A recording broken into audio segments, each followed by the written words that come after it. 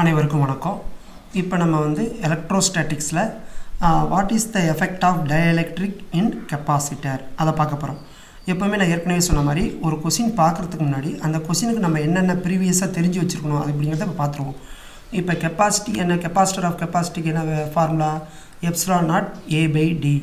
ஏங்கிறது என்னது, பிளேட்டோட ஏரியா. முதல் கெப்பாசிட்டர்னா என்ன, ரெண்டு பிளேட்டு நடுவில் ஒரு டயஎலக்ட்ரிக் மீடியம், இதான் கெப்பாசிட்டர். Batter over right. அப்போ அந்த டயஎலக்ட்ரிக் மீடியம் யாராக இருக்கலாம், ஏராக இருந்தால் எப்சிலான் நாட்டு, ஏரை தவிர மற்ற மீடியம் இருந்தால் எப்சிலான். ஓகே, இது என்னது, பெர்மிட்டிவிட்டி.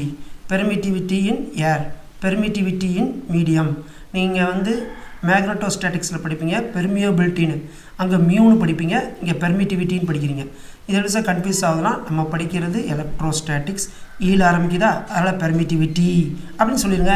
எலக்ட்ரோஸ்டாட்டிக்ஸு மேக்னெட்டிக் ஃபீல்ட்னா மியூ எம்ஆர் இருக்கா, அதை குழப்பிக்காதீங்க. ரைட். எப்சிலான் நாட்னா என்ன, பெர்மிட்டிவிட்டி இன் ஏர். எப்சிலான் என்ன, permittivity in medium. Medium means other than air. நமக்கு நல்லாவே தெரியும் பெர்மிட்டிவிட்டி மீடியம் பெர்மிட்டிவிட்டி ஏரை விட எப்படி இருக்கும், அதிகமாக இருக்கும். அப்போ நான் இந்த கெப்பாசிட்டியில் என்ன பண்ணுறேன், பிளேட்டோட ஏரியா, ரெண்டு பிளேட்டோட ஏரியா, அதுக்கு இடையில உள்ள டிஸ்டன்ஸு, இடையில ஏர் இருக்குது அப்படின்னா கெப்பாசிட்டி என்ன, சீன்னு வச்சுங்க. இப்போ ஏருக்கு பதிலாக நம்ம என்ன பண்ணுறோம், ஏதோ ஒரு மீடியம் நமக்கு தான் தெரியுமே, பேப்பர், மைக்கா, ஏதோ ஒன்று இன்சுலேட்டரை நம்ம இன்சர்ட் பண்ணும்போது எப்சிலான் நாட் போடக்கூடாது, எப்சிலான் போட்டுங்க. அது எப்படி ஏருக்கு எப்சிலான் நாட்னு ஐடியா வச்சுக்கலாம். ஏர் நம்ம கண்ணுக்கு தெரியுமா, தெரியாது. தெரியாதுன்னா என்ன சொல்லுவோம், ஜீரோன்னு தானே சொல்லுவோம். அதனால் எப்சிலான் நாட். கண்ணுக்கு தெரிகிற மீடியத்தை என்னன்னு சொல்லுவோம், தெரியுதுன்னு சொல்லுவோம். அப்படின்னா ஏதோ ஒன்றுன்னு போடுவோம்ல, இங்கே ஒன்று போட்டாலும் ஒன்று தான், போடாட்டி ஒன்று இல்லை. அது மாதிரி ஏர்னா கண்ணுக்கு தெரியாது, அதனால் நாட்னு போட்டுங்க. மற்ற மீடியம்னா கண்ணுக்கு தெரியும், நாட் போடாதீங்க. ரைட். இப்போ நல்லாவே தெரியும், பிளேட்டோட ஏரியா இன்க்ரீஸ் ஆனால் கெப்பாசிட்டி என்ன ஆகும், இன்க்ரீஸ் ஆகும். பிளேட்டுக்கு இடையில உள்ள டிஸ்டன்ஸை குறைச்சா என்ன ஆகும், கெப்பாசிட்டி இன்க்ரீஸ் ஆகும். அப்போ ஏரியா ஆஃப் பிளேட்டுக்கு சி எப்படி இருக்குது, டைரெக்டாக இருக்குது. டிஸ்டன்ஸுக்கு எப்படி இருக்குது, இன்வெர்ஸாக இருக்குது. ஓகே, இது சி டேஸ், அதாவது ஏரை தவிர மற்ற மீடியம் வச்சா சி டேஸ்ன்னு சொல்கிறோம். இப்போ என்ன சொல்கிறோம், எப்சிலானை விட எப்சிலான் நாட் கம்மி. ஸோ இந்த கொஸ்டினை பொறுத்த வரைக்கும் சி டேஸ் தான் அதிகமாக இருக்கும், சி கம்மியாக இருக்கும். ரைட். இந்த ஒரு ஃபார்முலா. நெக்ஸ்ட்டு பாருங்கள், யூ. கெப்பாசிட்டர் என்ன பண்ணும், எனர்ஜியும் ஸ்டோர் பண்ணும், சார்ஜையும் ஸ்டோர் பண்ணும். நிறையா பேர் நினச்சிட்ருக்கோம் பேட்ரி சார்ஜை ஸ்டோர் பண்ணோம், பேட்ரின்னு தான் சார்ஜை ஸ்டோர் பண்ணணும். பேட்ரி சார்ஜை ஸ்டோர் பண்ணாது. பேட்டரியோட வேலை என்ன, எலக்ட்ரிக்கல் எனர்ஜியை கெமிக்கல் எனர்ஜியாக மாற்றி வச்சுக்கோம். ஆனால் நம்ம கன்வென்ஷன்லாம் என்ன சொல்லிட்டு இருக்கிறோம், பேட்ரி சார்ஜ் ஏற்றிருக்கேன் தப்பாக சொல்லிட்டு இருக்கிறோம். கெப்பாசிட்டர் தான் சார்ஜையும் ஏற்றி வச்சுக்கோம், எனர்ஜியும் ஏற்றி வச்சுக்கோம். Battery only electrical energy convert to chemical energy. அப்படி தான் கெமிக்கல் எனர்ஜியை தான் ஸ்டோர் பண்ணோம். ஓகே, ரிட்டன் நம்ம பேட்டரியிலேருந்து டிஸ்சார்ஜ் பண்ணும்போது என்ன பண்ணலாம், கெமிக்கல் எனர்ஜி எலக்ட்ரிக்கல் எனர்ஜியாக எடுத்துக்கலாம். ஸோ கெப்பாசிட்டர் பேட்டரி கிட்டத்தட்ட ரெண்டு ஒரே வேலையை தான் பண்ணுது. ஆனால் சார்ஜ் யார் ஸ்டோர் பண்ணி வச்சுருக்காங்கன்னா கெப்பாசிட்டர் தான். ஓகே, அப்போ யூஸ் ஈக்குவல் டு என்னது, ஆஃப் சிவி ஸ்கொயர். இப்போ இது எப்படி எழுதலாம், U equal to Q square by 2c. அப்போ ரெண்டு ஃபார்முலா இருக்குது எனர்ஜிக்கு. அடுத்து நான் ஏற்கனவே இந்த ஃபார்முலா ட்ரிக்ஸ் எலக்ட்ரோஸ்டாட்டிக்ஸில் சொன்னேன், E is equal to V by ஆர்னு சொன்னேன். அதாவது எலக்ட்ரிக் ஃபீல்டையும் எலக்ட்ரிக் பொட்டன்ஷியலையும் கம்பேர் பண்ணி E is equal to V by D, V by ஆர்னு சொன்னேன். இங்கே டின்னு யூஸ் பண்ணுறோம், இது நிறைய இடத்துக்கு வரும்பான்னு சொன்னேன், அது இங்கே வந்திருக்கு. ஓகே, இதெல்லாம் நம்ம வச்சுக்கிட்டோம்னா தான் நம்ம அந்த கொஸ்டினை பார்க்க முடியும். இப்போ இன்னொரு விஷயம், இங்கே பாருங்கள், கெப்பாசிட்டி யாரை பொறுத்து மாறுது, அந்த பெர்மிட்டிவிட்டியின் மீடியம், அந்த பிளேட்டோட ஏரியா, அதுக்கு இடையில உள்ள டிஸ்டன்ஸ். ஆனால் குவாலிட்டி ஆஃப் டைப் ஆஃப் பிளேட்டை பொறுத்து மாறாது. சார் நான் காப்பர் பிளேட் 2 பிளேட் வச்சுருக்கேன், அப்புறம் சில்வர் பிளேட்டுக்கு அதுக்கு பதிலாக சில்வர் பிளேட்டை வச்சா ஏறுமா, டைப் ஆஃப் மெட்டீரியலை பொறுத்து மாறவே மாறாது. அந்த பிளேட்டோட ஏரியா அதுக்கு இடையில உள்ள டிஸ்டன்ஸை பொறுத்து தான் மாறும். நல்லா ஞாபகம் வச்சுங்க. நீட்டில் எப்படி கொஸ்டின் கேட்குறானே தெரிய மாட்டேங்குது. பார்த்தா ரொம்ப ஈஸியாகவும் கேட்குறான், கொஞ்சம் இதாகவும் கேட்குறான். எதாக இருந்தாலும் நம்ம ப்ராக்டிஸ் பண்ணிக்குவோம். ஓகே, இதெல்லாம் தெரிஞ்சால் நம்ம அது கீழே வரலாம். ஓகே, இப்போ பாருங்கள், effect of dielectric in capacitor. இதில் கேஸ் 1ல் என்ன பண்ணியிருக்கோம், கெப்பாசிட்டரை சார்ஜ் பண்ணிவிட்டு அதுக்கப்புறம் என்ன இன்சர்ட் பண்ணுறோம், டயஎலக்ட்ரிக்கை இன்சர்ட் பண்ணுறோம். இந்த கேஸில் என்ன ஆகுது, கெப்பாசிட்டரை சார்ஜ் பண்ணிவிட்டு ஆனால் பேட்டரியை ரிமூவ் பண்ணல, பேட்ரி ஸ்டில் கனெக்டட். ஆனால் இங்கே என்ன பண்ணியிருக்கோம், சார்ஜ் பண்ணிவிட்டு பேட்டரியை ரிமூவ் பண்ணிட்டோம். ஆனால் இங்கே என்ன பண்ணியிருக்கோம், பேட்டரியை ஸ்டில் கனெக்டட்னு கொடுத்துருக்கோம். ஆக்சுவலாக அதை பேட்டரின்னு சொல்லக்கூடாது, செல்லுன்னு தான் சொல்லணும். நமக்கு தெரியும் இல்லையா, group of cell is called பேட்டரின்னு கன்வென்ஷனலாக சொல்கிறோம். ரைட். ஓகே, இப்போ இந்த ரெண்டு படத்துலையும் வச்சுக்கிட்டு இந்த கேஸ்லேயும் சார்ஜ் என்னாகும், பொட்டன்ஷியல் டிஃப்ரென்ஸ் என்னாகும், எலக்ட்ரிக் ஃபீல்டு என்னாகும், கெப்பாசிட்டி என்னாகும், எனர்ஜி என்னாகும் பார்த்துருக்கோம். புக்கில் கொஞ்சம் இதாக கொடுத்துருப்பாங்க, அதை நீங்கள் படிச்சிங்க. ஆனால் இது நான் சொல்கிறது நாளைக்கு காம்படிட்டிவ் எக்ஸாம், நீட்டு, ஜேஇ அந்த மாதிரி டக்குன்னு நம்மளுக்கு ஃபாலோ பண்ணுறதுக்காக இதை சொல்ல போகிறோம். ஓகே, புக்குக்கு இதுக்கு ஒன்றும் பெரிய வித்தியாசம் இருக்காது, பரவாயில்ல பார்க்கலாம். இப்போ என்ன பண்ண போகிறோம், சார்ஜ் பண்ணிட்டோம், பேட்டரி ரிமூவ் பண்ணிவிட்டேன், அதுக்கப்புறமா தான் டைஎலக்ட்ரிக்கை இன்சர்ட் பண்ணுறேன். டைஎலக்ட்ரிக்கை இன்சர்ட் பண்ணால் என்ன ஆகும், இங்கே பாசிட்டிவ் சார்ஜுங்களா, இங்கே வைக்கும்போது என்ன வரும், இங்கேயும் ஃபீல்டு சார்ஜ் என்ன ஆகும், இன்டியூஸ் ஆகும். அப்போ சார்ஜ் என்னது, இன்டியூஸ்டு சார்ஜ்.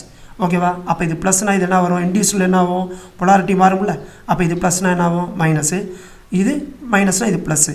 சரி, ஃபீல்டு எந்த டைரெக்ஷனில் இருக்கும், ப்ளஸ்லேருந்து மைனஸ் தான். அப்போ நம்ம அப்ளை பண்ணுறது இங்கே இருக்கா, இன்டியூஸ் ஆனது இதுக்குள்ளே இருக்கா, நம்ம அப்ளை பண்ணுற ஃபீல்டு +2 மைனஸா, ரைட், ஃபீல்டு இ நம்ம கொடுத்தது. ஆனால் இன்டியூஸ் ஆனது என்ன பண்ணுது, +2 மைனஸு இந்த சைடு வருது. ஆனால் பாருங்கள், இது கோடு பெருசாக போட்டிருக்கேன், சின்னதாக போட்டிருக்கேன். ஏன்னா இவன் இன்டியூஸ் பண்ணி அப்போஸ் பண்ணாலும் அப்ளை பண்ணுறது இவன் தானே, அப்போ இதாகும். அப்போ நெட் ஃபீல்டு என்ன ஆகும், இந்த ஆப்போசிட்டில் வெக்டார் மாதிரி தானே, வெக்டார் மாதிரி இல்லை, வெக்டார் தான், எலக்ட்ரிக் ஃபீல்டு வெக்டார். இந்த எலக்ட்ரிக் ஃபீல்டு இந்த குவான்டிட்டி குறைச்சி ரிமைனிங் தான் என்ன கிடைக்கும், இதை E' வச்சுக்கலாமே. ரிமைனிங் என்ன வரும், குட்டியாக E- மாதிரி வரும். ரைட், நெட் ஃபீல்டு எப்படி இருக்கும். ஓகே, இதெல்லாம் ஓகே. இப்போ கொஸ்டினுக்கு வரும். இப்போ பேட்ரி ரிமூவ்டுன்ட்ட என்ன பண்ணியிருக்கோம், டைஎலக்ட்ரிக்கை இன்சர்ட் பண்ணிட்டீங்க. டைஎலக்ட்ரிக் இன்சர்ட் பண்ணிட்டீங்களா, டைஎலக்ட்ரிக் இன்சர்ட் பண்ணிட்டா என்ன ஆகும், டைஎலக்ட்ரிக் இன்சர்ட் பண்ணாத முன்னாடி என்ன இந்த மாதிரி வச்சுக்கலாம், ஏர் இந்த மாதிரி வச்சுக்கலாமா. இப்போ மீடியம் வந்துருச்சா, ஏற்கனவே பார்த்துட்டோம். ஏர் இருந்தால் எப்சிலான் நாட்டு, மீடியம் இருந்தால் எப்சிலான். இப்போ என்ன ஆகுது, கெப்பாசிட்டிக்கு என்ன ஃபார்முலா, C எப்சிலான் A/Dயா. இப்போ எப்சிலான் நாட்டுக்கு பதிலாக எப்சிலான் வந்திருக்கு, அதனால் எப்சிலான் நாட்டோட எப்சிலான் அதிகமாக இருக்கும். ஸோ கெப்பாசிட்டி அதிகமாக இருக்கும். ஓகே, கெப்பாசிட்டி என்ன ஆகும், ஹை ஆகும். கெப்பாசிட்டி என்ன ஆகும், வேல்யூ அதிகமாகும். சரி, அடுத்தது சார்ஜ் என்ன ஆகும், சரி கெப்பாசிட்டி அதிகமாகிடுச்சு. கெப்பாசிட்டி அதிகமானால் என்ன பண்ணோம், சார்ஜ் இன்னும் வாங்கிக்க ரெடியாக இருக்கும். ஆனால் பேட்ரி இல்லையே, பேட்ரி இருந்தால் தானே சார்ஜ் வாங்கிக்கும். நீ வாங்க ரெடிப்பா, கெப்பாசிட்டர் வந்து வேல்யூ அதிகமாகிட்ட, அதனால் சார்ஜ் வாங்க ரெடியாக இருக்குது. ஆனால் இங்கே பேட்ரி இல்லையே, கொடுக்குறதுக்கு சோர்ஸ் இல்லையே. அப்போ என்ன ஆகும், சார்ஜ் அதிகமாக முடியாது. சரி, அதை விடுங்க. நம்ம ஏதாவது சார்ஜ் வந்து டிஸ்சார்ஜ் பண்ணோமா, இதிலேருந்து ஒயர் எடுத்து ஸ்டார்ட் பண்ணி டிஸ்சார்ஜ் பண்ணோமா, அதுவும் பண்ணல. அப்போ Q என்ன இருக்கும், ஸ்டாண்டர்டாக இருக்கும், கான்ஸ்டன்ட். Q மாறாது. நல்லா கவனிங்க, நம்ம சார்ஜை வேஸ்ட் பண்ணவும் இல்லை, இது கெப்பாசிட்டி அதிகமாகிடுச்சு, அப்போ சார்ஜ் நிறையா எடுத்துக்கும் அப்படிங்கிற சூழ்நிலை இருந்தாலும். ஆனால் பேட்ரி என்னது, பேட்ரி இருந்தால் தானே பேட்ரி இருந்து எடுத்துக்கும், பேட்ரி இல்லை. So charge constant. அடுத்தது பாருங்கள், எலக்ட்ரிக் ஃபீல்டு என்ன பண்ணுது, அப்ளைடு ஃபீல்டு அந்த இன்டியூஸ்டு ஃபீல்டு என்ன பண்ணுது, அப்போஸ் பண்ணி ரிசல்டன் என்ன ஆயிடுது, குறைஞ்சிருது. அப்போ E என்ன ஆகும், லோவாகும். சரி, E என்னது, V/Dயா. அப்போ E லோவானால் V என்ன ஆகும், லோவாகும். இந்த டிஸ்டன்ஸ் அப்படியே தானே இருக்குது, அப்போ Vயும் லோ தான் ஆகும். ஓகேவா.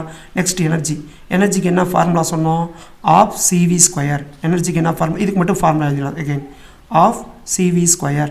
ஓகே, C அதிகமாகிடுச்சா, அப்போ எனர்ஜி என்ன ஆகணும், அதிகமாகணும். ஆனால் வோல்டேஜ் பாருங்கள் லோவாக இருக்குது. சியில் பவரில் என்ன இருக்குது, 1. ஆனால் வியில் பவரில் என்ன இருக்குது, 2. அப்போ ஸ்கொயரில் குறையிறது பெரிய விஷயமா, பவர் 1 இன்க்ரீஸ் ஆகிறது பெரிய விஷயமா, ஸ்கொயரில் குறையிறது தான் பெரிய விஷயம். ஏன்னா C பவர் 1ல் தானே அதிகமாகுது, V வந்து ஸ்கொயரில் குறையுது, ஏன்னா லோனு போட்டிருக்கோம். அப்போ என்ன ஆகும், எனர்ஜி லோவாகும். சிம்பிள். சரி, இங்கே வரலாமா, இங்கே கேஸ் 2 பேட்ரி ஸ்டில் கனெக்டட். அப்போ நீங்கள் வோல்ட் மீட்டரை வச்சு இங்கே அழுந்தாலும் அதே வோல்ட்டு தான் காமிக்கும், இதே ஒயர் தானே இங்கேயும், இங்கே அழுந்தாலும் அதே வோல்ட்டு தான் காமிக்கும். அப்போவே நான் என்ன சொல்ல வரேன்னு புரியுது உங்களுக்கு. அப்போ இந்த பேட்ரியும் இந்த பிளேட்டு என்ன கனெக்ஷனு, பேரலல் கனெக்ஷன். பேரலல் எது சேம், பொட்டன்ஷியல் சேம். இப்போவே உங்களுக்கு தெரிஞ்சிருக்கும். பொட்டன்ஷியல் சேம்னா எலக்ட்ரிக் ஃபீல்டு என்னாகும், சேம். இந்த இன்டியூஸ்டு ஃபீல்டு அப்போஸ் பண்ணாலும் நம்ம வோல்டேஜ் கொடுத்துருக்கறனால திரும்ப அது என்ன பண்ணோம், சார்ஜை கொடுத்து ஃபீல்டு என்ன பண்ணோம், இன்க்ரீஸ், அந்த அதே ஸ்டாண்டர்டாக வச்சுருக்கோம். ரைட், இப்போ சார்ஜ் பார்ப்போம். ஃபஸ்ட்டு கெப்பாசிட்டி தானே பார்த்தோம். கெப்பாசிட்டி இங்கேயும் என்ன ஆகும், அதாவது டைஎலக்ட்ரிக் இன்செர்ட் பண்ணிட்டீங்களா, ஹை தான், அதில் ஒன்றும் மாற்றம் இல்லை. அடுத்தது சார்ஜ்.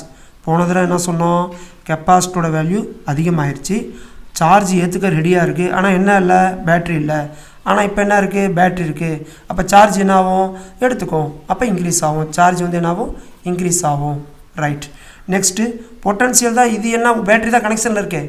இங்கே வோல்ட் மீட்டரை வச்சு என்ன வோல்ட் காமிக்குதோ அதே தானே இங்கேயும் காமிக்கும், அதே ஒயர் தானே. அப்போ V என்னது, கான்ஸ்டன்ட்.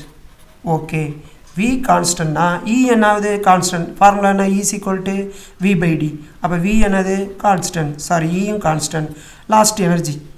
திரும்பி ஆஃப் சிவி ஸ்கொயர் போட்டாலும் சரி, கியூ ஸ்கொயர் பை 2c போட்டாலும் சரி, நம்ம ஆஃப் சிவி ஸ்கொயரை போட்டுக்கலாம். ஆனால் புக்கில் வந்து அதை யூஸ் பண்ணாங்கன்னா ஏதோ ரீசன் சொல்லியிருப்பாங்க. நமக்கு ஆன்சர் தான் முக்கியம். ஆஃப் சிவி ஸ்கொயரா, சி வந்து ஹை ஆயிடுச்சா, வி மாறல பாருங்கள், வி மாறல, வி இங்கே வந்து குறைஞ்சிதுன்னா இங்கே என்ன ஆகுது, வி வந்து கான்ஸ்டன்ட். அப்போ இவங்களை பற்றி பிரச்சனையே இல்லை. அப்போ சி அதிகமான எனர்ஜி என்ன ஆகும், அதிகமாகும், ஹை. ஓகே, அவ்வளோதான். இது சிம்பிளான கொஸ்டின்.